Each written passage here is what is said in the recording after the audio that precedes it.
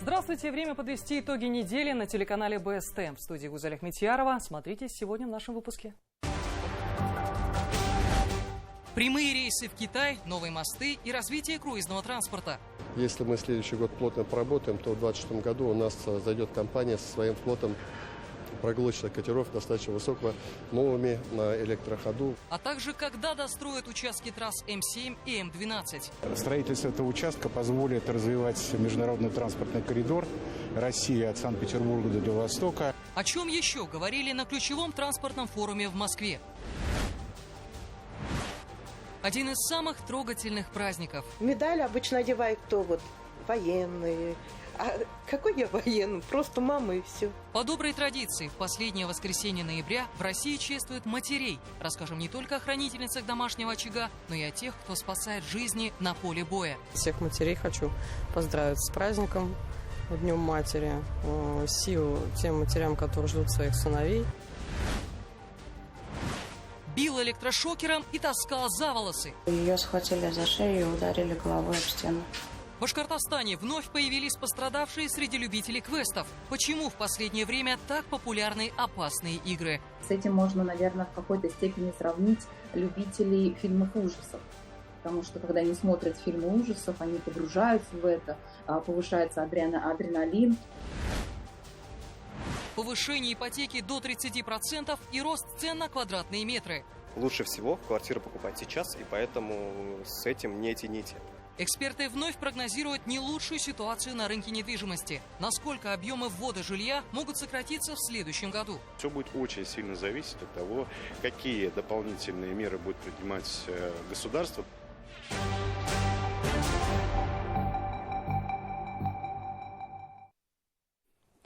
Пожалуй, одним из ключевых событий можно назвать форум «Транспортной недели», прошедший в Москве. На деловых площадках принимаются важные решения для регионов. Не стал исключением и Башкортостан. Прямые рейсы в Китай, развитие круизного транспорта, а также ремонт проблемных дорог и завершение строительства на участках М7 и М12.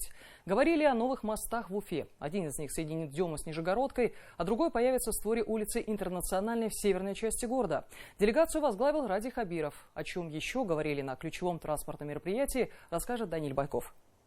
Стенд Башкортостана выделяется не только тем, что представители региона встречают всех участников с присущим башкирским гостеприимством, но и масштабными инфраструктурными проектами и замыслами. Ради Хабиров предложил банку ВТБ построить в Уфе мост через реку Белую в створе улицы Интернациональной.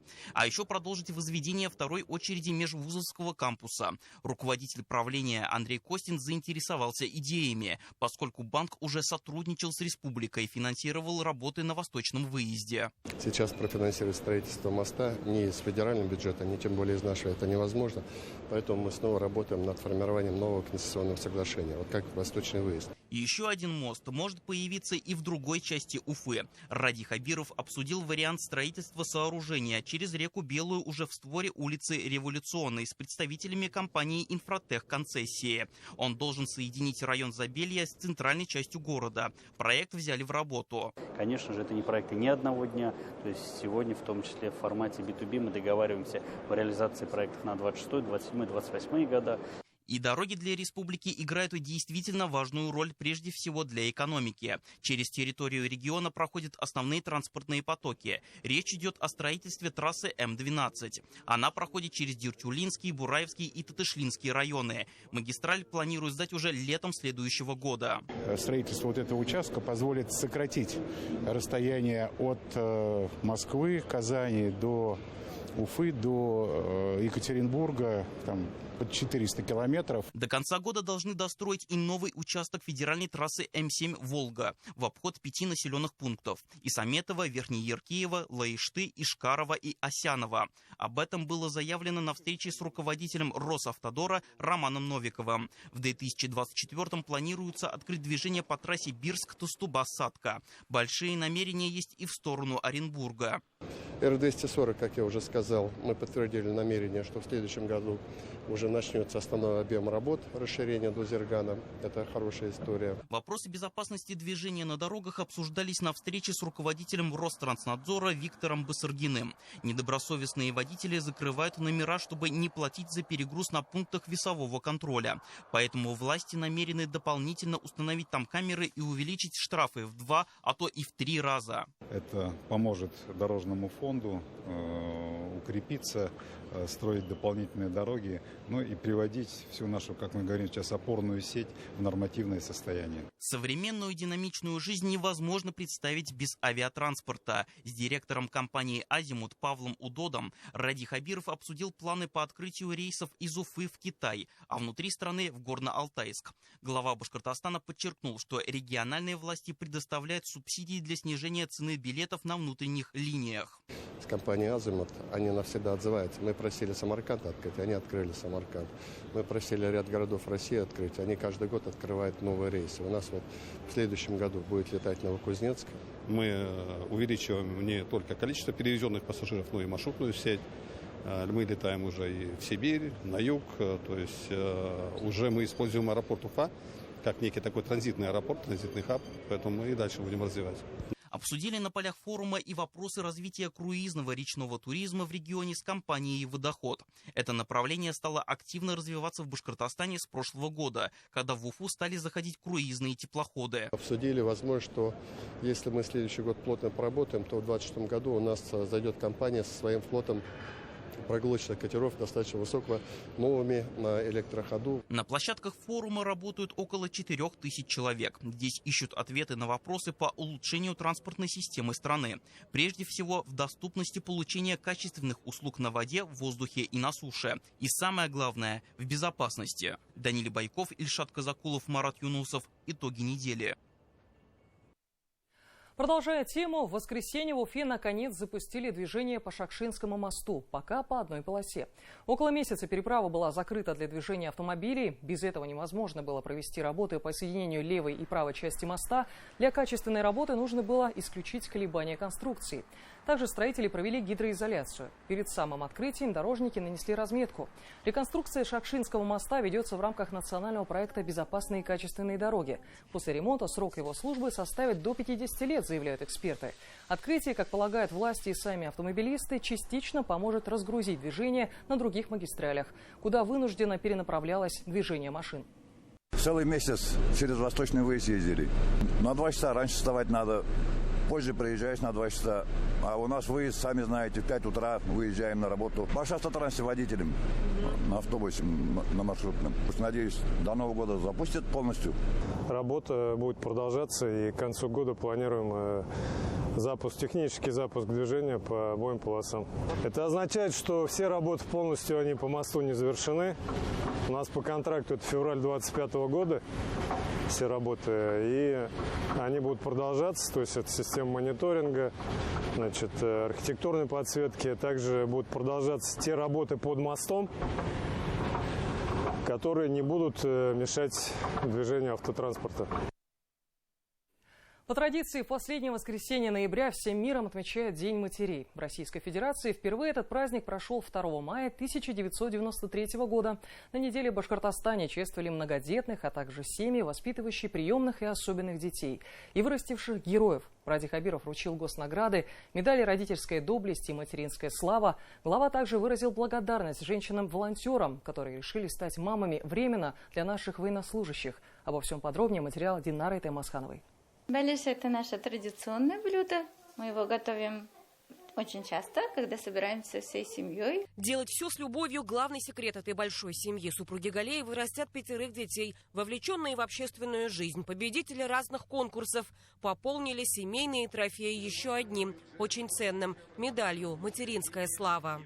Наша семья огромная, дружная, единая, и это наша общая слава. Юлия, на стол ставь вак-беляш.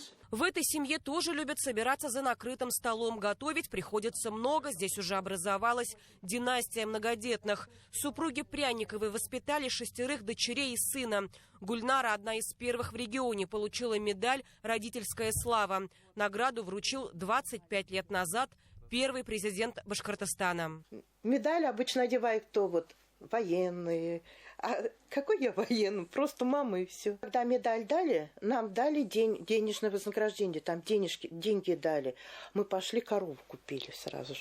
Мамину любовь заботиться о близких впитала в себя и старшая дочь Юлия. Она тоже создала многодетную семью и воспитывает с мужем 5 детей. На неделе она стала обладательницей медали «Материнская слава». Очень приятно, конечно, такую получать награду. Это же для матери это очень много значит. Спасибо большое главе за такую медаль, за то, что существует такая медаль. Для всех матерей это очень важно. В нашей республике проживают 59 тысяч многодетных семей. По этому показателю регион первый в Приволжском федеральном округе и на 7-й строчке в стране. Ради Хабиров сказал спасибо всем мамам Башкортостана.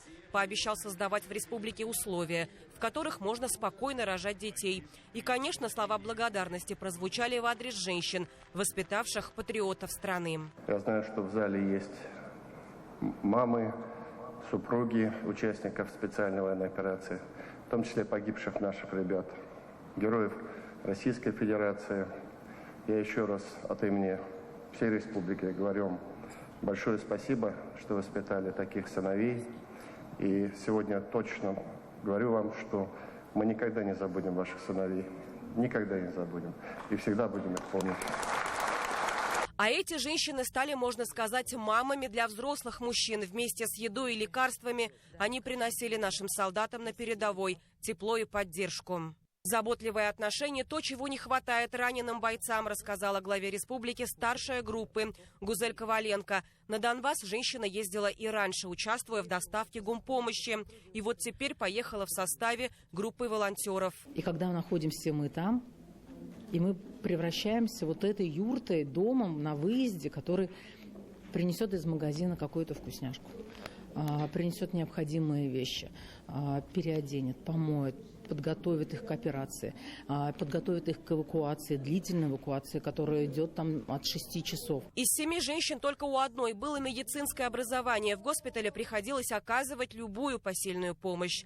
Где-то достаточно было просто поговорить, кому-то сделать уколы или привести в порядок. Поступил раненый с ранением в голову, и, соответственно, ему определенное место подстригли, сделали операцию, а остальное осталось. И он знал, что я стригу, и я его постригла, и потом медсестра говорит, он такой, счастливый ходит, говорит. Кстати, помогали волонтеры бесплатно и даже более того за счет собственных отпусков. Несмотря на все сложности, они вновь готовы вернуться к раненым солдатам, чтобы подарить им частичку материнской заботы. Они воспитывают 3, 5, а то и 10 детей, активно участвуют в общественной жизни, ходят на работу и еще успевают ухаживать за собой. Праздник День матери призван напомнить о том, что такие хрупкие, они зачастую всегда сильные, но тоже нуждаются в поддержке и заботе. Динара Таймасханова, Регина Шакурова. Итоги недели. День матерей отметили и на передовой. В составе танкового батальона имени Сергея Зорина полка «Башкортостан» несет службу женщина-боец с позывным «Янтарь». В качестве санинструктора она спасла не одну жизнь. Сейчас следит за тем, чтобы каждый доброволец смог получить все положенные льготы и выплаты и побывать в краткосрочном отпуске. На СВО женщина оказалась после гибели родного брата. И, как сейчас признается, здесь она обрела братьев. Подробнее о боевых буднях башкирских военнослужащих расскажет наш военный корреспондент Азат Садреев.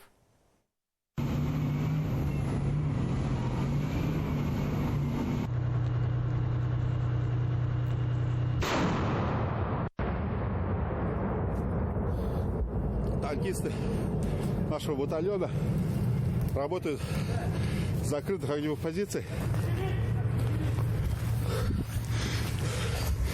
Ходить ближе к работающей технике нельзя в целях безопасности. Все дело в рое вражеских дронов. Их в небе над Серебрянским лесничеством под Кременной больше, чем птиц. В сопровождении бойца с ружьем, которые в качестве гумпомощи прислали охотники из республики, наблюдаем за работой экипажа батальона имени Сергея Зорина полка Башкортостан. Наводчик кладет снаряды один за другим точно в опорник противника, что подтверждают кадры объективного контроля операторов БПЛА «Айгир». Наша съемочная группа неоднократно освещала работу башкирских танкистов на передовой, но на этот раз с боевого задания земляков встречаем не только мы. Я там сейчас переживания за каждый экипаж, да, когда выезжают? Конечно, естественно. Я сижу, кулачки держу за них всегда. Военнослужащая с позывным «Янтарь» для танкистов как боевая сестра. На СВО она приехала служить после того, как под Киевом в самом начале спецоперации погиб ее родной брат. В танковый батальон имени Сергея Зорина попала не сразу. Первый боевой опыт получила во время эвакуации раненых бойцов. Я нахожусь здесь с марта месяца этого года. Я не могу сказать, что было тяжело сменить профессию. Были какие-то моральные моменты тяжелые. Вот, когда еще находились на зоне эвакуации, раненые бойцы, то есть вот это все было сложно. Ну, ко всему, конечно, привыкаешь, тем более, если ты знаешь, что кроме тебя ему никто не поможет, естественно, уже делаешь выбор в другую сторону. Потеряв родного брата, на Донбассе Янтарь нашла десятки братьев боевых. И за каждого она боролась как за своего тогда, когда это было необходимо.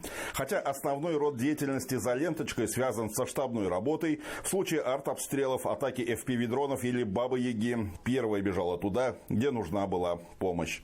Янтарь это наш боевой товарищ, сестренка боевая, очень помогает. Как медик, санинструктор, она неоднократно спасала ребят, которые получали ранения, сама рискуя жизнью, под обстрелами бегала, перевязывала, оказывала помощь, эвакуировала ребят. Благодаря ней, то есть ребята нормально, благополучно эвакуированы, находятся в госпитале на лечении.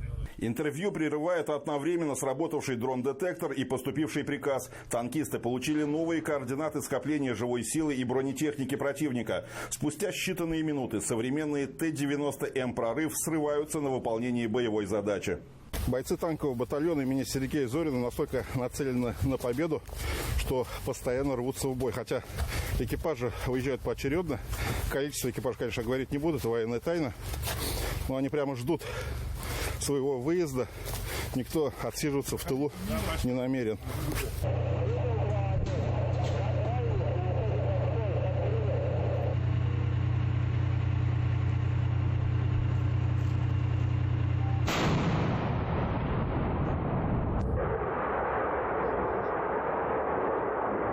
Авиация работает. Мощную поддержку нашей пехоте, нашим броневойскам, нашим танкистам также оказывает и армейская авиация. Вот сейчас в небе отработали боевые вертолеты по позициям неонацистов. Делают вираж, уходят на места своего базирования. Во всей этой военной круговерти Янтарь чувствует себя нужной. Так оно и есть. И если домом блиндажи не назовешь, то второй семьей боевых товарищей можно смело. Тем более, что среди сослуживцев друг детства родного брата. Пришла сюда, невзирая на то, что она девушка, в армии пола нет, она военнослужащий. Ну, грубо говоря, отомстить за брата. Ну и показать всем, что у нас женщины тоже умеют воевать за Россию, за нашу. То, что никому не безразлично, что творится. Героический поступок. Героем свою маму считают и дети военнослужащие. Свой праздник, День матери, она впервые отмечает вдали от тех, за чье мирное небо бьется на передовой. Естественно, всех матерей хочу поздравить с праздником, Днем матери. Сил тем матерям, которые ждут своих сыновей. Естественно, мы стараемся сделать так, чтобы они все пришли живы, здоровы домой. Ну, естественно, детям привет, мужу привет, семье привет. Азат Садреев, Айнур Кабиров, Иван Шабрин. Итоги недели. Краснолиманское направление, Кременная, ЛНР. К концу года банки могут вновь повысить ипотечные ставки уже до 30%. При этом будет расти и стоимость жилья в новостройках. Об этом говорят сами застройщики и риэлторы. Все это происходит на фоне отмены льготных кредитов. Впрочем, даже несмотря на охлаждение спроса, рынок недвижимости не встал. На неделе вице-премьер правительства страны Марат Хуснуллин даже отметил лидерство Башкортостана по объемам строительства жилья. За последние 5 лет в регионе сдали почти 9 миллионов квадратных метров. Однако в 2025 году объемы все же могут сократиться. Чего ожидать жителям республики и что рекомендуют делать девелоперы, банкиры и агенты недвижимости, расскажем в следующем материале. Место съемной квартиры в уфимском Сипайлово супруги Язгуль и Сунур Хамраевой с дочкой Николь сменили место жительства на недавно построенный дом в селе Топтыково. Молодая пара приобрела жилье по семейной ипотеке на 30 лет с ежемесячным платежом в 36 тысяч рублей. Первоначальный взнос более 1 миллиона рублей. На момент, когда мы решили брать ипотеку, процентная ставка была 18%. Но так как у нас ребенок и есть поддержка от государства, мы взяли под 6%. 6 миллионов. Потом через неделю он подорожал на 500 тысяч. Все это предвидели, когда заканчивалась семейная ипотека, когда ее еще не продлили и даже не было в планах. Вот мы тогда, сейчас в январе этого года, давай возьмем, не знаю, как мы будем за это платить, не знаю, как будем. Тяжело будет, но как-нибудь справимся. Тем временем жительница Уфы Аида Тимиргазина ищет для своего сына, студента вуза, квартиру в башкирской столице. Анализирует цены и подбирает застройщика. Цены растут, да, и хочется успеть, вот в этот период все сделать. Желательно до Нового года. Эксперты предсказывают, что к концу года российские банки поднимут ипотечные ставки, и они будут превышать 30%. Причем и на новостройки, и на вторичку. Многие застройщики подчеркивают, стоимость на жилье будет расти и дальше. Ведь дорожает все – стройматериалы и услуги. Снижения ожидать не стоит. И все это происходит на фоне изменения процедуры по выдаче льготной семейной ипотеки. Ее чуть-чуть приостановили, ее дают как-то отрывками вот так вот, чуть-чуть. Чуть-чуть лимиты там 2-3 дня приостановили. То есть, если человек сегодня мог купить квартиру, условно, там за 6-7 миллионов однокомнатную, например, да, то если он придет завтра, она может стоить, по ипотеке 12-13 миллионов. Лучше всего квартиру покупать сейчас. Многие строители и вовсе затрудняются давать прогнозы. Говорят, покупателей недвижимости в сравнении с прошлым годом стало меньше. Это видно по темпам продаж. То есть, если посмотреть отчеты Росреестра, это прекрасно видно. Что будет в ближайшее время, все будет очень сильно зависеть от того, какие дополнительные меры будет принимать государство. Поэтому игроки на рынке недвижимости пытаются разными способами заинтересовать клиентов. Увидеть будущее место жительства можно и с помощью очков виртуальной реальности. Надев их, можно оказаться во дворе, на детской площадке, а также разглядеть сам дом, как снаружи, так и внутри. А еще узнать планировку любой квартиры. Сейчас застройщики предлагают людям покупать жилье в рассрочку. Многие стали приобретать ее за наличные. Отдельным категориям клиентов компании предлагают скидки. Участникам военной специальной операции мы предлагаем 3% от стоимости квартиры в виде скидочки. Также для семей многодетных за каждого ребенка мы тоже делаем некую скидку на стоимость квадратного метра. В двухкомнатных квартирах можно сейчас сэкономить до 700 тысяч рублей, на трехкомнатных, четырехкомнатных до 2 миллионов рублей. Спрос оживился на самом деле, да, то есть люди начали подтягиваться. Как могут, помогают снижать ипотечные ставки и банки. Мы предоставляем скидки для зарплатных клиентов, для будущих зарплатных клиентов и корпоративных клиентов. Но одновременно согласовываем с застройщиками индивидуальные акции. Можем предложить снижение первоначального взноса. Таким образом, у нас ипотечное кредитование будет более доступным. В Уфе сейчас активно работают 27 застройщиков. И у них, судя по всему, особых проблем нет. Они также продолжают возводить дома в столице. Идет перспективное развитие застройки изобилия. Вице-премьер правительства России Марат Хуснуллин высоко оценил темпы строительства в Башкортостане. За последние 5 лет в республике сдали в эксплуатацию почти 9 миллионов квадратных метров. В столице готовятся к освоению территории Изобилья и Зауфимья. Их градостроительный потенциал составляет более 10 миллионов квадратных метров. В своем выступлении Марат Хуснуллин говорил о необходимости развивать частное домостроительство. Вот жилье строится, я вот недавно был в Уфе, месяца 2 назад, что ли, на вертолете полетели мы дорогу, восточный выход, посмотреть, значит, восточный выход из Уфы. Вот так на вертолете поднялись, вот сколько глаз видно индивидуальное жилое строительство. Вот сколько глаз видно с вертолета. Радоваться надо, что у нас люди, что создали условия. Пока же охотнее покупают жилье в городе, нежели за его пределами, говорят эксперты. Все застройщики сейчас могут предложить и школы, и сады, но понимаем, что сталкиваются с некоторыми проблемами люди, когда дети начинают идти в школы, в сады и так далее. То есть вот это вот ехать и загородки. То есть я думаю, что, знаете как, будет продаваться все. Накануне в Министерстве финансов России заявили о сохранении льготной семейной ипотеки со ставкой 6%. На ее субсидирование уже выделены средства из федерального бюджета. И вполне вероятно, госпрограмму хотят сделать более адресной, чтобы ее получали только те, кто очень остро нуждается в жилье. А вот как изменится ключевая ставка, станет понятно в декабре на заседании Центробанка. По прогнозам, ее вновь должны поднять. Даниил Байков, Артур Хуснудинов, Булат Садриев. Итоги недели. На неделе в Салавате запустили один из флагманских инвестпроектов республики. На предприятии «Салават-Нефтехим» ввели в эксплуатацию установку по производству технической серы. Если раньше после нефтепереработки вредные выбросы просто уходили в атмосферу, то теперь из них будут получать востребованный на рынке продукт. Ради Хабиров, который принял участие в церемонии, отметил, что это экономично и экологично. Новое производство позволит сократить выбросы загрязняющих веществ в атмосферу на 4500 тонн в год. Создано более полусотни рабочих мест. Реализация проекта проходила при поддержке правительства, которое включило его в перечень приоритетных. Данная установка приводит к существенному сокращению выбросов в атмосферу. Это было как раз одно из важнейших наших направлений совместных с «Газпромнефтехим» Салаватом. В рамках четырехстороннего соглашения эта установка делалась, которая предполагает, подчеркиваю, сокращение выбросов вредных где-то порядка на 10%. И это очень важно. Важно также и то, что это полностью российская разработка, тут более 90% оборудования. У нас также есть ряд экологических проектов, которые мы продолжаем делать. Они в разной стадии реализации. Это модернизация резервуарных парков нефтеперерабатывающего завода, это оптимизация работы наших факельных систем, а также модернизация очистных сооружений нашего предприятия. Впрочем, не обошлось без ложки дегтя. Во время рабочей поездки по Салавату Ради Хабиров жестко раскритиковал работу подрядчиков по благоустройству башкирского дворика, а также чиновников, которые приняли работу. Строители, я так понимаю. А что они доделали? Вы не успели сказать? Газон, вот это все. Просто единственное, немножко сейчас вот погода, снег, немножко грунт просел, но весной все подровняют и еще раз газон-то посмотрим. Подождите, так не бывает. Нет, они газон засеяли. Вот вы газон засеяли, вот это вот выровняйте его. Это после дождя, снега так.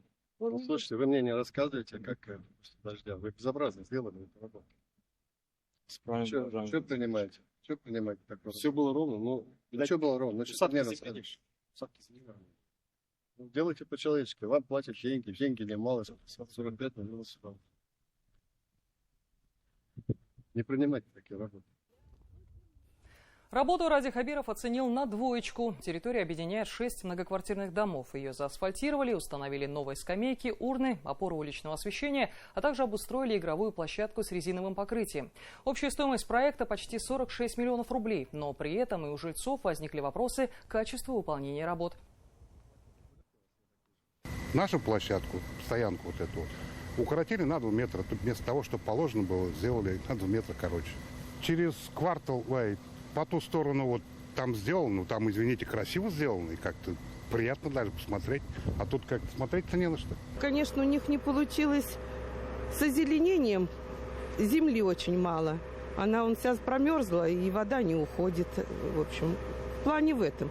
Озеленение немножко бы хотелось, чтобы было. Ради Хабиров поручил устранить все нарушения. Кроме того, он поставил задачу контрольному управлению главы республики проверить, почему работы приняли и произвели за них оплату, кто из чиновников подписал акты. Глава региона пообещал лично проверить, как исправить ситуацию. Добавлю, что на неделе также подвели итоги программы за текущий год. В 2024-м благоустроили 143 дворовые территории в 33 муниципалитетах республики. В планах на 2025 привести в порядок 98 дворов в 40 муниципалитетах. Квест зашел слишком далеко. Все чаще с виду безобидные развлечения заканчиваются не очень приятными последствиями. На неделе в Уфе, например, аниматора обвинили в избиении школьницы. Инцидент произошел в квест-комнате во время празднования дня рождения, после которого девочке потребовалась медицинская помощь. Не так давно схожий случай произошел в Стерлитамаке. Мой коллега Тимур Давлетов побывал в устрашительных заведениях и узнал не только подробности происшествий, но и почему людей так привлекают опасные игры. Людей в форме в этом хоррор-квесте явно не ждали. Поводом послужило заявление в правоохранительные органы одной из уфимок. Ее несовершеннолетняя дочь пожаловалась на аниматора. Сейчас мы находимся в том самом квесте «Судная ночь», где, по информации одной из родительниц, якобы девочка получила травмы. На месте сейчас уже работают сотрудники Следственного комитета, полиции, прокуратуры. 6 детей от 10 до 12 лет решили отметить день рождения и записались на квест «Судная ночь». Но игра переросла в кошмар, после которого одна из девочек оказалась в больнице. У ребенка диагностировали ушиб носа и сотрясение. Опухшие глаза, опухший нос. Она заплакана. Она рассказывает, что ее схватили за шею и ударили головой об стену. Аниматор, которому так много вопросов, сегодня на работу не вышел, а внезапно ушел в отгул присматривать за своей бабушкой. Организатор на камеру заявил, что девочек никто и пальцем не трогал. Ничего такого вообще не было. Травмы кто-то получал? Нет. На камерах тоже видно. Они все сами ушли с улыбками на лицах довольны. Шокером кого-нибудь били? Нет. Шокера в целом нет. Это двигатель собак и детей ими вообще никак не трогает. И он используется как фонарик, чтобы актер передвигался. Кто-то из детей просил о помощи? Нет. Кроме того, представители хоррор-квеста заявили, что никакой электрошокер они не использовали, а лишь устрашали детей отпугивателем для собак. Так ли это на самом деле, сейчас будут выяснять в Следственном комитете республики. Там возбудили уголовное дело по статье «Оказание услуг, не отвечающим требованиям безопасности жизни и здоровья потребителей». Пострадали две 12-летние девочки, одна из которых обратилась за медицинской помощью. В ходе расследования действиям организаторов и работников квеста будет дана правовая оценка на предмет соответствия оказываемых услуг предъявляемым законом требованиям и нормам безопасности. Запретить квесты в России предлагали депутаты Госдумы еще летом этого года. По мнению законодателей, в таких местах то и дело случаются инциденты, в которых люди получают как психологические, так и физические травмы. Вспомнить только недавнюю историю из Стерлитамака. Там сразу несколько человек выпали из окна второго этажа во время прохождения квеста. В итоге один с тяжелыми травмами был доставлен в больницу. Несколько парней было и, не знаю, сильно... от страха, наверное, то, что, может, шокером там услышали и начали ломиться в стену. Может, так, я не знаю. Но шокер я слышал, но не видел его, потому что свет был выключен. И, получается, и в тот момент, когда я забился в угол, окно буквально секунды полторы-две уже трескается, и мы уже летим вниз. Справедливости ради стоит отметить, что еще перед посещением клиентам предоставляют выбор, какой тип прохождения они предпочитают, контактный или бесконтактный. В подавляющем большинстве люди подписываются именно на первый вариант, то есть готовы к тому, что к ним будут применять физическое воздействие. Вот этот феномен контакта и причинения боли – это своего рода такая психологическая защита. Ведь мы же прекрасно понимаем и знаем, что это игра, что это квест, что к нам всегда придут на помощь. Но в то же самое время испытать и пережить вот эти эмоции, что я смог, я выжил, я преодолел, это формирование такой защитной, в том числе и некой оболочки. С этим можно, наверное, в какой-то степени сравнить любителей фильмов ужасов. Потому что, когда они смотрят фильмы ужасов, они погружаются в это, повышается адреналин. Впрочем, организаторам, похоже, все равно придется нести ответственность за оказание услуг, не отвечающих требованиям безопасности. Следственный комитет возбудил уголовное дело. Ситуацию под личный контроль взял председатель Следкома России Александр Бастрыкин. Поэтому не исключено, что после прохождения всех экспертиз и проверок организаторы «Судной ночи», так же, как и их коллеги из Стерлитамака, пойдут под суд. Тимур Давлетов и Артур Шамсудинов. Итоги недели. И вновь в центре внимания тема фейков. Советский районный суд Уфы на этой неделе на 200 тысяч рублей оштрафовал автономную некоммерческую организацию «Свободные медиа». Решение принято по факту публикации на сайте интернет-издания «Пруфы». В отношении организации и у главного редактора ранее уже были вынесены судебные решения по поводу распространения заведомо недостоверной информации. И вот в очередной раз в СМИ замелькали такие имена, как Рамиль Рахматов и Рауфа Рахимова. Подробности в следующем материале. В мае 2024 года Советский районный суд Уфы штрафует на тот момент главного редактора издания «Пруфы» Рамиль Рахматова и редакцию ОНО «Свободные медиа» за нецензурную лексику в одной из публикаций на новостном сайте. Тогда суммы административных взысканий исчислялись 5 и 20 тысячами рублей. Проходит полгода, и на скамье подсудимых все те же лица. Признать виновным в совершении административного правонарушения, предусмотренного частью 9 статьи 13-15 Кодекса административных правонарушений Российской Федерации, и назначить административное наказание в виде штрафа в размере 200 тысяч рублей. 19 ноября в Советском районном суде вновь рассматривали дело в отношении автономной некоммерческой организации «Свободные медиа», куда, собственно, относятся «Пруфы». Поводом стала публикация под авторством того же Рамиля Рахматова, написанная в июле этого года. Роскомнадзор усмотрел распространение недостоверной общественно значимой информации. В итоге издание оштрафовали на 200 тысяч рублей. Издание «Пруфы.рф» автономной некоммерческой организации «Свободные медиа» опубликовало статью, в котором в утвердительной форме разместило негативные, неподтвержденные сведения о правительстве Республики Башкортостан. Автор статьи суду пояснил, что им публиковались его субъективные мнения, с обвинениями в адрес издания не согласен. Не согласны с проявленными ранее обвинениями и издатель «Пруфов» Рауфа Рахимова. Еще в начале октября Кировский районный суд оштрафовал медиа-менеджера на 30 тысяч рублей. Госпожу Рахимову признали виновной в дискредитации вооруженных сил России. На основе экспертизы ряда публикаций в социальных сетях правоохранительные органы пришли к выводу, что Рауфа Рахимова формирует негативное восприятие к специальной военной операции и позицию по отказу жителей республики от участия в СВО. Согласно неофициальным данным, после назначения судебного заседания Рахимова, имеющая вид на жительство в Турции, покинула Россию.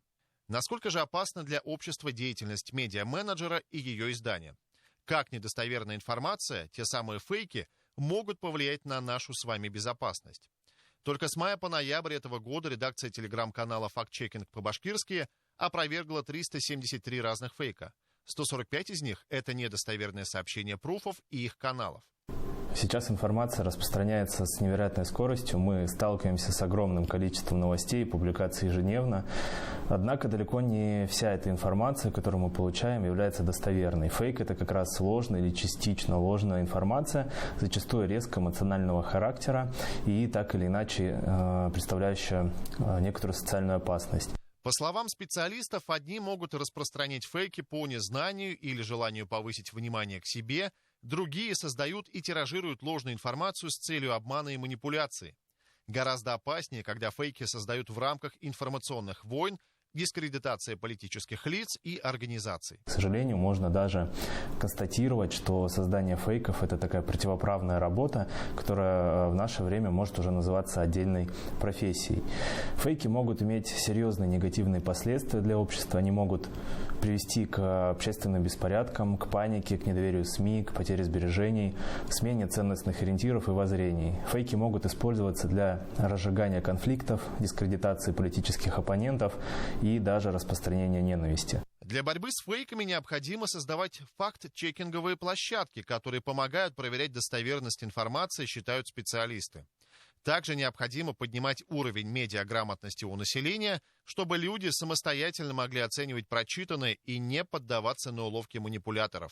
Сегодня в информационном поле очень много различной информации из разных источников, в том числе недостоверной и откровенно фейковой. Последнее распространено в социальных сетях и телеграм-каналах. Но когда фейк распространяется в официально зарегистрированных СМИ, это ни в какие ворота не лезет. Задача журналистов доносить людям объективную и актуальную информацию и уберечь от информации, которая может нанести урон или вызвать искажение реальности. Важно понимать, что фейки – это серьезная проблема, которая может привести к весьма негативным последствиям для всего общества. Поэтому, как говорят эксперты, для борьбы с ложью необходимо принимать решительные меры. Чуть больше недели остается до прямой линии с главой Башкортостана. Она пройдет 3 декабря. Ради Хабиров лично ответит на вопросы жителей республики. Мероприятия будут транслировать в том числе телеканалы БСТ, Салям и радиостанция Юлдаш. Кроме того, посмотреть эфир можно будет на официальных страницах Радия Хабирова в российских соцсетях. Как сообщили в администрации руководителей региона, задать вопрос можно уже сейчас через телеграм-бот «Прямая линия главы Башкортостана», через платформу обратной связи на портале Госуслуги и на сайте glava.rb.ru. Начало трансляции запланировано на 19 часов. 3 декабря состоится прямая линия главы Республики Башкортостан, где в прямом эфире глава республики будет отвечать на вопросы жителей. И вот в первую очередь хочется подойти к молодым и юным ребятам, которые сейчас находятся в саду Аксакова, который совсем недавно обновился. Ребят, здравствуйте. Здравствуйте. Какой вопрос у вас к главе республики? Ради Фаритович, хочется поинтересоваться, а будут ли проводиться работы по увеличению, скажем так, пространств для молодежи, чтобы им было где самореализовываться, вот там строительство различных скейт-парков, баскетбольных площадок. Это все-таки очень тоже важно. Я приехала из Тюмени в Уфу учиться в медицинском университете, и нам предоставили для занятий вот этот студенческий кампус. Все очень классно, очень комфортно. И такой вопрос, когда мы можем всем этим насладиться в полной мере, когда это будет завершено? Атмосфера праздника уже царит возле Дворца борьбы. Сейчас устанавливается главная елка перед входом. И надо сказать, что Дворец борьбы, конечно, стал, наверное, таким очень большим и важным объектом вот в этом микрорайоне. Этот микрорайон развивается очень быстро. Здесь одни высотные дома, через дорогу еще недостроенная школа и садик, о которой, конечно, местные жители говорят очень часто. Сейчас вот построили прекрасный дворец борьбы, который мы тоже ждем. Наконец-то в Алаберса будем водить детей сюда. Сейчас вот ждем, когда построится школа. Еще, конечно, вопрос есть, когда он сдастся, успеем ли мы. Также есть еще один вопрос по поводу дороги, которая ведет в бульвар Давлет-Кильдеева. Получается, со стороны леса. Тоже было бы удобно, если бы обустроили там дорогу и подъезд вот к этим дальним домам. На этой неделе проект телеканала БСТ «Башкирские каникулы» стал обладателем высшей награды в области телевещания «ТЭФИ Регион». Церемония вручения прошла 21 ноября во Всемирный день телевидения. Праздник этот существует уже 28 лет, и сотрудники телеканала всегда отмечают его на посту, потому что работа эта, по сути, круглосуточная. А для того, чтобы зрители смогли посмотреть интересную познавательную передачу, трудится большая армия самых разных специалистов. Подробности в следующем материале. Башкирские каникулы! Уфа!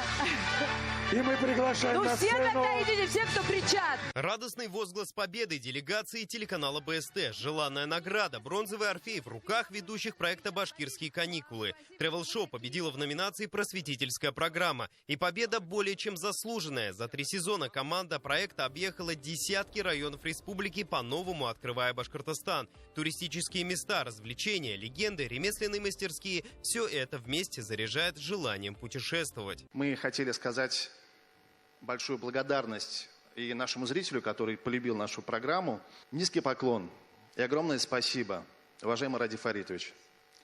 Спасибо за то, что вы в нас поверили, и спасибо за то, что вы нам дали шанс. И спасибо за то, что вы придумали эту телевизионную передачу, которую мы так любим.